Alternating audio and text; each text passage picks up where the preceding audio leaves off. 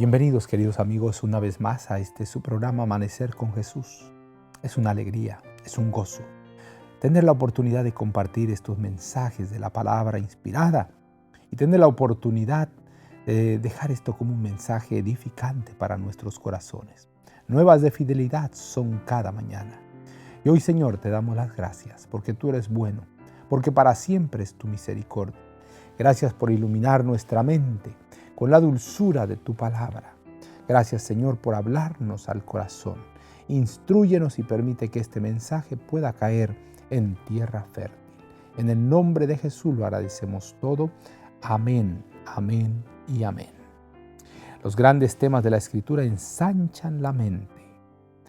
Escribirá para sí en un libro una copia de esta ley, y lo tendrá consigo y leerá en él todos los días de su vida, para que aprenda a temer a Jehová su Dios, para guardar todas las palabras de esta ley y estos estatutos para ponerlos por obra. Deuteronomio 17, 18 y 19. La lectura liviana fascina la mente y quita interés por la lectura de la palabra de Dios. La Biblia requiere reflexión, escudriñamiento, con oración. No basta con recorrerla superficialmente, aunque algunos pasajes son demasiado claros para que se los entienda mal. Otros son más intrincados y exigen un estudio cuidadoso y paciente. Como el metal precioso oculto en las colinas y las montañas, es necesario buscar sus gemas de verdad y almacenarlas en la mente para un uso futuro.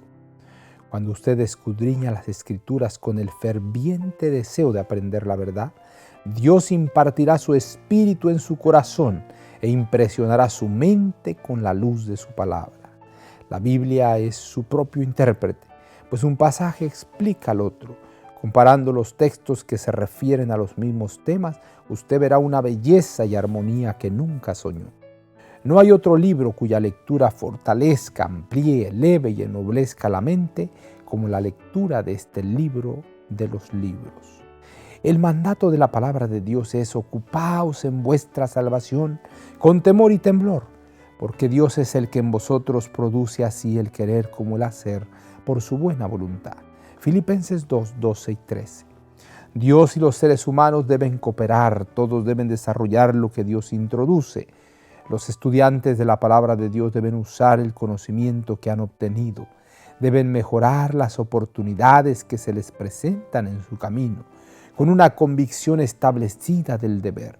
Deben usar su conocimiento e influencia para cualquier medio con el fin de que puedan obtener más por medio de su uso.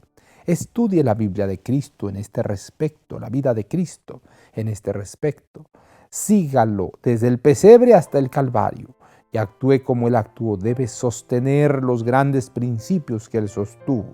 Su norma es tener el carácter de Él, que fue puro, santo e inmaculado. The Youth Instructor, 30 de junio de 1898. Oh Señor, gracias por hablarnos de esta manera. Gracias porque hablas a nuestra mente, a nuestro corazón, porque nos instas, porque nos desafías a profundizar en tu palabra. Tu promesa es que tu Espíritu Santo iluminará nuestra mente, nos guiará y no nos dejará caer en el error. Quédate en nuestra vida, en el nombre y en los méritos santos de Cristo, nuestro amante Salvador. Amén, amén y amén.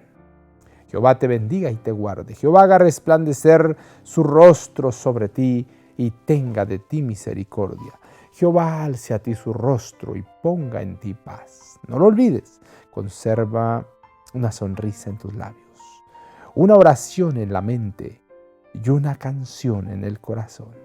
Hasta la próxima.